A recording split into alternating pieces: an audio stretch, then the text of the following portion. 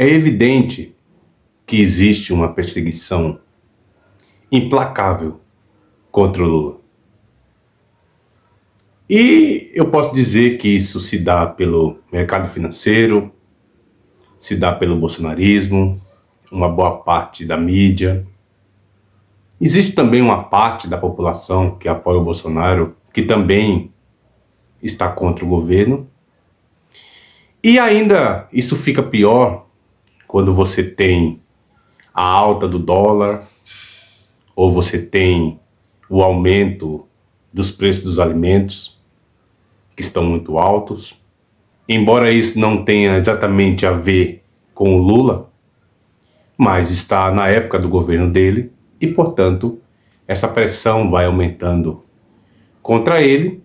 Automaticamente isso vai levando a uma queda de popularidade, inclusive entre seus eleitores. Agora, eu preciso dizer aqui que esse não é o pior momento do Lula. O Lula teve um momento que ele estava preso, que todo mundo achou que seria o fim do Lula, que já não tinha mais escapatória. É só lembrar que ele estava preso por causa do triplex do Guarujá e logo em seguida ele foi condenado pelo sítio de Atibaia. Então foi um momento crítico na vida do presidente e que ali todo mundo achou que ele tinha acabado. E aí o que o Lula faz? O Lula volta e não somente dá a volta por cima, como ele é eleito presidente da República por uma terceira vez, com mais de 60 milhões de votos. Então, para quem está achando que esse momento crítico é um momento que vai dizer o Lula acabou, está enganado. Queda de popularidade do Lula não significa nada quando o assunto, por exemplo, é uma eleição presidencial que se aproxima em 2026. Nós temos hoje o grande político do país é o Lula. Aliás, me atrevo que alguém me diga quem seria o político no país melhor do que o Lula. É só lembrar que esse homem já ganhou, se for contar as duas eleições da Dilma, que foi por causa dele, ele já ganhou 5 eleições presidenciais. Então me atrevo a dizer quem seria o político atualmente hoje mais popular e melhor do que o Lula. E é exatamente por ser esse político que tem representatividade entre o povo, que há um incômodo muito grande com o Lula. Quando o Lula vira e diz, e para quem acha que ele acabou, ele está mais forte do que nunca. E isso dá um indício para todo mundo de que ele disputará a eleição de 2026. E digo, mesmo com tudo que estão tentando fazer para acabar com a imagem do presidente, eu me atrevo a dizer que ele ainda é o favorito a ganhar a eleição em 2026. Então a primeira coisa é, a extrema-direita não tem candidato, eles falam de vários nomes, mas não emplacam nenhum, e aí tentam usar essas pesquisas para mostrar que o presidente perdeu força. Uma coisa é pesquisa, outro é a urna. E não estou dizendo aqui que as pesquisas não valem de nada. Mas o que realmente vale é na hora do voto. É na hora que as pessoas vão até a urna. Então, ele tem muita força e que estão tentando de todas as formas acabar com a sua reputação e com a sua imagem, mas ele declara que está muito forte e que voltará em 2026 para tentar um 4º mandato presidencial. E a extrema-direita, que não tem ninguém, aposta todas as fichas em um inelegível e agora denunciado por golpe de Estado, aposta que esse cara vai tentar de alguma forma reverter o jogo que está contrário a ele para que ele volte e seja o candidato que faça frente ao Lula em 2026. Então, todo mundo sabe que o Bolsonaro não será candidato, ele não vai reverter absolutamente nada. O que vai acontecer com o Bolsonaro é que ele vai ser preso E aí a extrema-direita precisará de um novo nome para disputar com o Lula em 2026.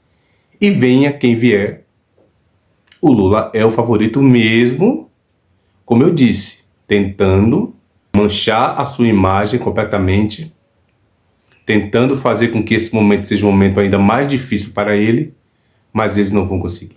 E uma segunda coisa é que o Lula dá uma declaração e ele diz que o que incomoda as elites é que eles não sabem governar e aí se incomodam que um metalúrgico tenha chegado à presidência da República e somente quando esse metalúrgico chega à presidência é que o Brasil funciona. Bom, gente, temos que concordar aqui com o Lula. Esse Brasil, todas as vezes que funcionou politicamente, quem estava à frente da presidência era o Lula. Por quê? Porque a extrema-direita no Brasil hoje, ela só tem uma pauta. Qual que é a pauta dela? Privatizações. Agora uma pergunta, privatizações resolve as questões sociais e políticas no Brasil? Não. Privatizações só servem para uma coisa, enriquecer o mercado financeiro. Então parece que a única resposta que eles têm é falar de privatização. E repara que todas as vezes que a direita chega ao poder, o que a gente tem? O aumento da desigualdade, fome, miséria, abismo social. Por quê? Porque tudo que eles fazem, toda política, é para cortar gastos, não tem investimento em educação, não tem investimento em saúde, não tem políticas públicas, não tem nada a oferecer. Por quê? Porque é uma gente que quando chega ao poder, eles pensam apenas nos lucros, no bolso, pagar o mercado financeiro, não há investimento em nada, não há investimento na indústria, portanto não gera emprego. E aí quando Lula diz que esse é o incômodo deles, é verdade. Por que eles se incomodam tanto com o Lula? Porque eles ficam malucos de dizer, e olha que a fala deles é, olha, ele não tem nenhum curso superior. Mas o Lula mostra que para fazer política não tem exatamente a ver com curso superior. Política é outra coisa, existe uma arte de fazer política, uma arte de governar, principalmente quando se trata do Lula que olha para os mais carentes. Isso faz girar a economia, isso faz girar uma cadeia de produção, isso gera emprego, isso gera renda. E com essa renda tem investimento na educação, na saúde, no transporte. E todas as vezes que ele volta, ele mostra para as elites brasileiras que ele sabe fazer. E que não existe um político que governe o país como ele faz. Então esse momento crítico que o governo está passando, eu tenho certeza que isso será revertido. Por quê?